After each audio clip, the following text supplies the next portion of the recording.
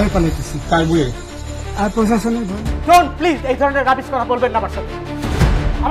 দীর্ঘদিন ধরেই দেশে বেশ আলোচিত এক নাম অবসরপ্রাপ্ত বিচারপতি AHM শামসুদ্দিন চৌধুরী মানিক।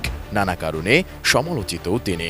ছাত্র জনতার গণ অভ্যুত্থানে গত 5 আগস্ট শেখ হাসিনা সরকারের পতনের পর গা ঢাকা দিয়েছিলেন মানিক।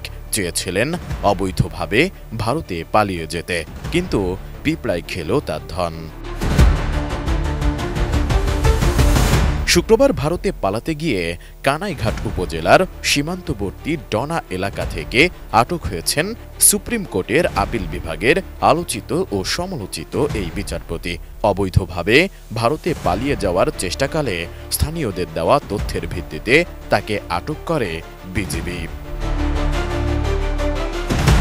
পালানোর সময় ব্রিটিশ পাসপোর্ট সহ ব্যক্তিগত বিভিন্ন সামগ্রী সঙ্গে ছিল মানিকের, কিন্তু পথিমধ্যে সবকিছুই তার কাছ থেকে কেড়ে নেওয়া হয়েছে বলে জানান তিনি।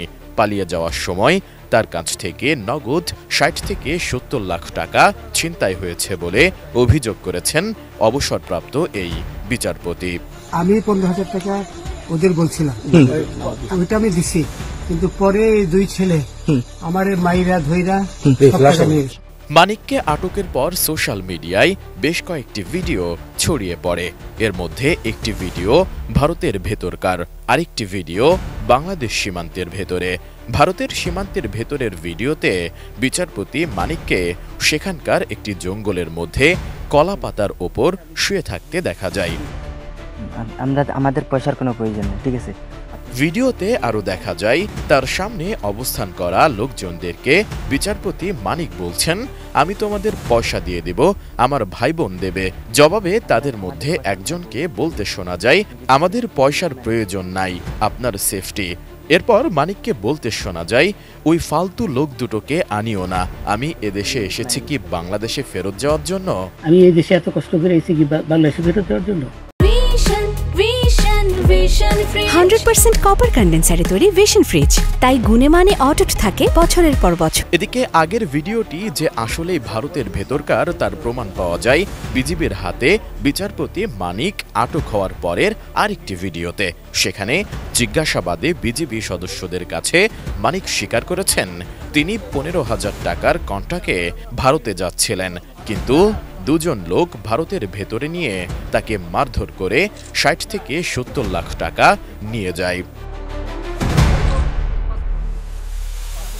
কি নিয়ে পালাচ্ছিলেন এমন প্রশ্নের জবাবে বিচারপতি মানিক বলেন, আমার সঙ্গে ছিল ব্রিটিশ পাসপোর্ট, বাংলা পাসপোর্ট, নগদ কিছু টাকা, ডেবিট ও ক্রেডিট কার্ড। আমার সাথে ছিল ব্রিটিশ পাসপোর্ট, বাংলা পাসপোর্ট, টাকা। কারা টাকা নিয়ে গেছে জানতে চাইলে বিচারপতি মানিক বলেন, যাদের সঙ্গে তিনি পালিয়ে যাওয়ার চুক্তি করেছিলেন তারাই সব কেড়ে নিয়ে লাপাত্তা হয়েছে। সম্প্রতি বিএনপির প্রতিষ্ঠাতা ও সাবেক রাষ্ট্রপতি জিয়াউর রহমান সম্পর্কে আপত্তিকর মন্তব্য করায় গত 19 আগস্ট সাবেক বিচারপতি মানিকের বিরুদ্ধে নোয়াখালীর আদালতে মামলা করা হয়। এছাড়া কোটা আন্দোলন ইস্যুতে সম্প্রতি একটি বেসরকারি টেলিভিশন চ্যানেলে আয়োজিত টকশোতে আলোচক হিসেবে অংশ নেন সাবেক বিচারপতি শামসুদ্দিন চৌধুরী মানিক। কিন্তু আলোচনার এক পর্যায়ে মেজাজ হারিয়ে সঞ্চালক দীপ্তি চৌধুরীর ওপর ক্ষিপ্ত হন তিনি।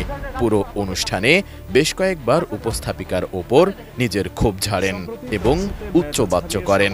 শুধু তাই নয়, তিনি অনুষ্ঠান শেষে স্টুডিও ছাড়ার আগে উপস্থাপিকাকে রাজাকারের বাচ্চা বলে আখ্যা দেন। ঘটনার ওই ভিডিও সামাজিক যোগাযোগ মাধ্যমে ভাইরাল হলে ব্যাপক সমালোচিত হন শামসুদ্দিন চৌধুরী মানিক।